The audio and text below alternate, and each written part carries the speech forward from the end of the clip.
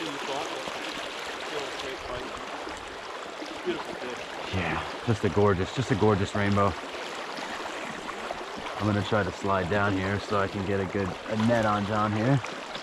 And if you guys can see him coming in, there he is. I mean, look at that. Just a pretty fish. Just an absolute beautiful fish. These things are just, like I said, nice and thick.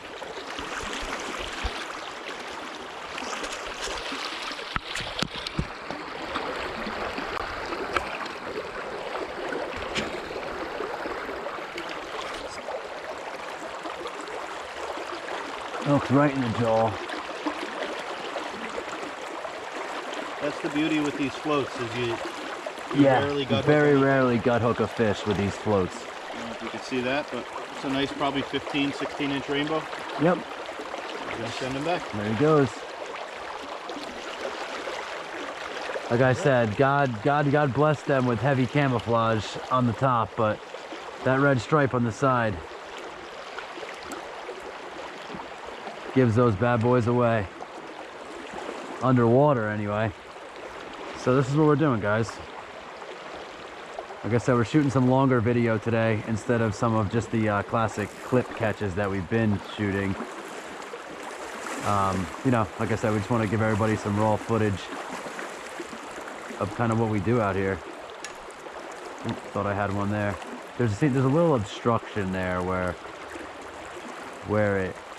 it hangs up sometimes. But right down in there is about where we've been hitting them.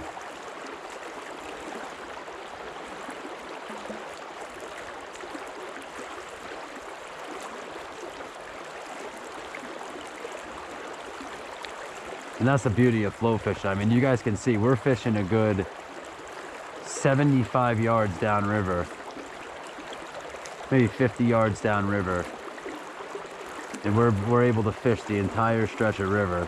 I mean, obviously it helps that without spooking the hole, which is very important. exactly. We're like what John said, without spooking the hole. You know, we're fishing on top of these fish, but we don't really have to get close to them to do it with these floats. These floats just kind of kick this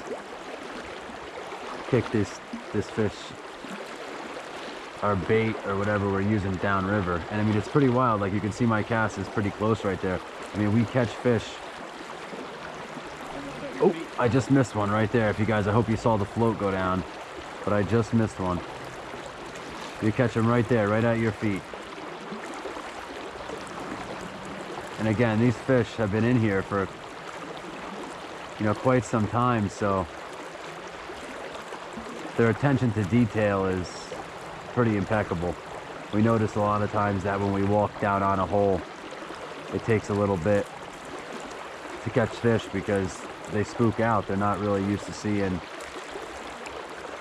guys down in here and guys fishing down in here. So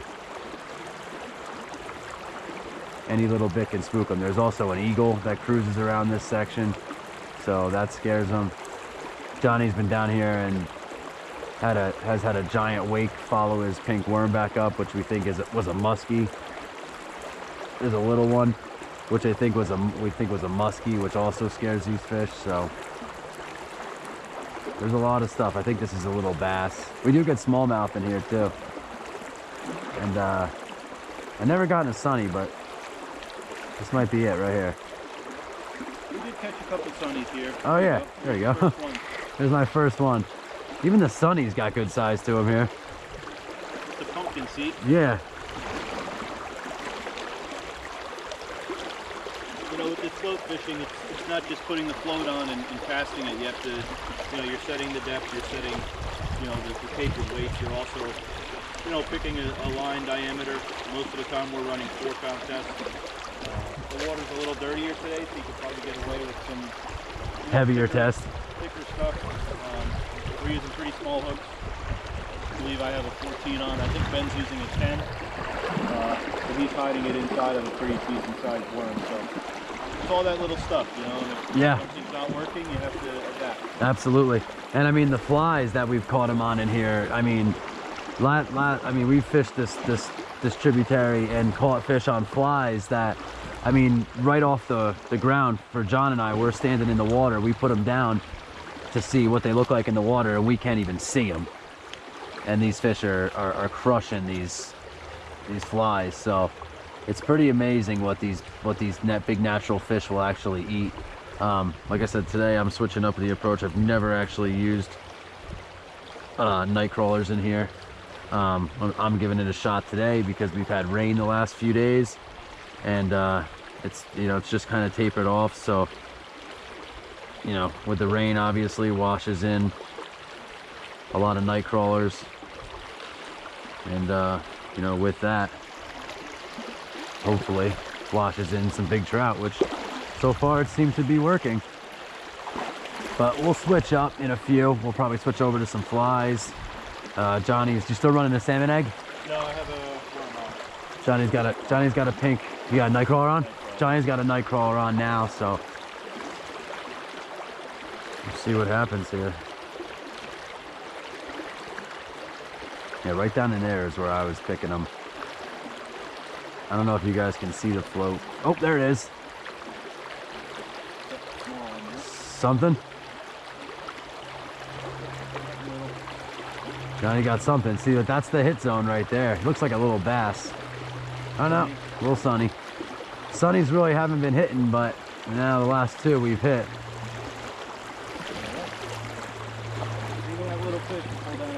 Yep, it's amazing, these floats. It's amazing how big they are, and even they appear to be so large, when you're holding them or when you're looking at them in the store, but they actually, these Raven floats are just beautiful because they're designed perfectly, and the way I think they just float down the river, the way you can angle them kind of towards what you need. I don't know if you can see this here. This is the way. There's one. Yeah. Trout? Yeah, feels like one. See the way you rig these worms? Yeah, so Johnny's rigging it up, was it upside Basically down? sliding it up the hook. Okay. You can hook them wacky style. This will stop them from spinning. Okay. It'll also hide the hook a lot more. Yeah. You just got to figure out what they want. Exactly. Yeah, and I'm running it. I ran that one. I just kind of hooked this one right through the head, and then just kind of let it dangle off. This actually looks like it could be a bass. Nope, it's another rainbow. We're almost up to a limit here if we were keeping. Or another nice little rainbow. And for the most part, all you catch in Jersey are the rainbows, since we've had the issues with the hatcheries and everything.